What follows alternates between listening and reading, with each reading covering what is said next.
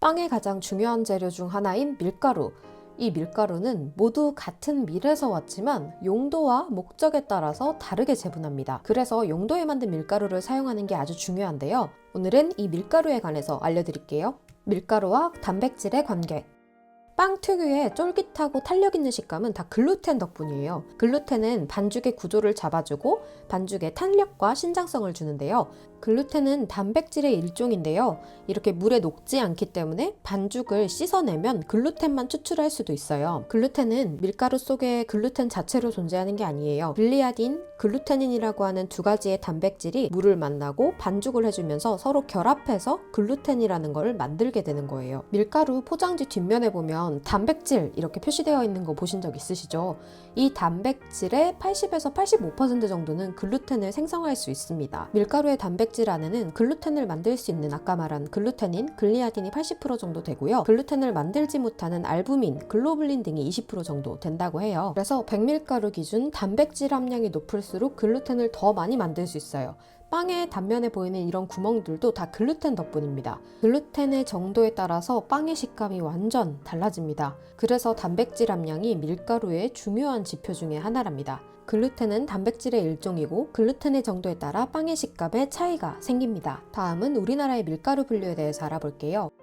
우리나라는 밀가루를 단백질의 함량에 따라 나누고 있는데요. 단백질의 함량에 따라 강력분, 중력분, 박력분으로 밀가루를 나누고 있습니다. 이 밀가루는 각각 단백질 함량이 10에서 12%, 8에서 10%, 6에서 8% 정도로 강력, 중력, 박력을 나누고 있는데요. 강력분은 주로 빵용, 중력분은 면, 박력분은 쿠키나 케이크용으로 많이 사용하는 편이에요. 이외에도 단백질 함량이 13% 정도 되는 초강력분도 있고요. 통밀가루, 우리밀 밀가루 등이 있지만 통밀가루나 우리밀 밀가루는 대부분 강력, 중력, 박력을 나누지 않고 유통하고 있습니다. 그래서 제품마다 편차가 큰 편이에요. 국내에서 유통 중인 밀가루는 단백질의 함량에 따라 나누어진다는 사실 알고 가시면 좋겠습니다.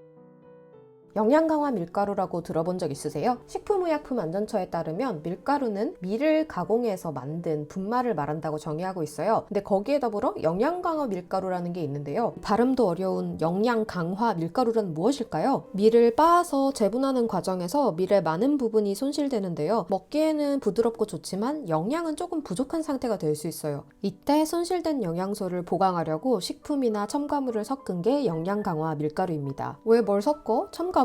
몸에 나쁜 거 들어가는 거 아니야? 하실 수도 있는데요. 여기에 들어가는 첨가물로는 영양소를 강화하기 위한 비타민들이나 아니면 풍미를 보충하는 호밀이나 통밀 등의 가루, 아니면 작업을 개선하는 메가, 글루텐, 효소 등이 들어가는 경우가 많아요. 법으로 인체에 무해한 식품이나 첨가물을 사용하도록 되어 있어요. 그러니 무조건 나쁜 게 아니라 용도에 맞게 잘 사용하시면 될 것 같습니다. 영양강화 밀가루는 여러 가지 목적으로 밀가루에 식품이나 첨가물을 포함한 것입니다.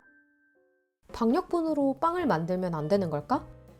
이런 궁금증 있으신 분들 많죠. 박력분으로는 왜 안 되지? 강력분은 쿠키로 만들면 안 돼? 됩니다. 왜 안 되겠어요? 아니, 글루텐 하나도 안 들어갔다는 글루텐 프리 제품들도 많은데 글루텐 좀 적게 만들어줘도 빵은 당연히 되겠죠.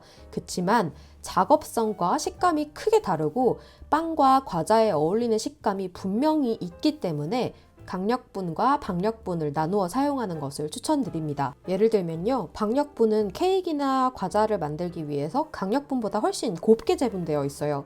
그렇다 보니까 박력분으로 빵을 만들면 이렇게 만들어지기는 하지만 강력분보다 수분 흡수율도 낮고 단백질도 적어서 반죽도 되게 어렵고요. 볼륨도 훨씬 낮게 나오는 편입니다. 이 영상만 봐도 티가 나죠. 그리고 고우면 고울수록 영양소가 많이 없어지기 때문에 발효 속도도 조금 더 느릴 수 있습니다.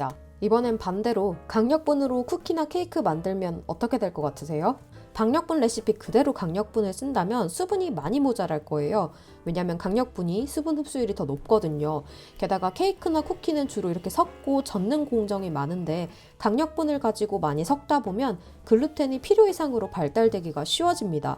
그러면 어떻게 될까요? 쿠키나 케이크가 단단하고 딱딱해지기가 쉽죠. 그러면 어울리지 않을 거예요. 제품에 가장 알맞은 공정과 식감에 따라 적절한 밀가루를 사용하는 것이 좋습니다. 모두 같은 밀이라는 것에서 나왔지만 밀가루의 종류는 정말 다양합니다. 오늘은 국내 밀가루 위주로 알려드렸는데요. 다음에는 프랑스나 이탈리아처럼 다른 나라의 밀가루들도 자세하게 소개해드릴게요. 오늘 영상이 유익했다면 구독과 좋아요도 잊지 마시고요. 오늘도 시청해주셔서 감사합니다.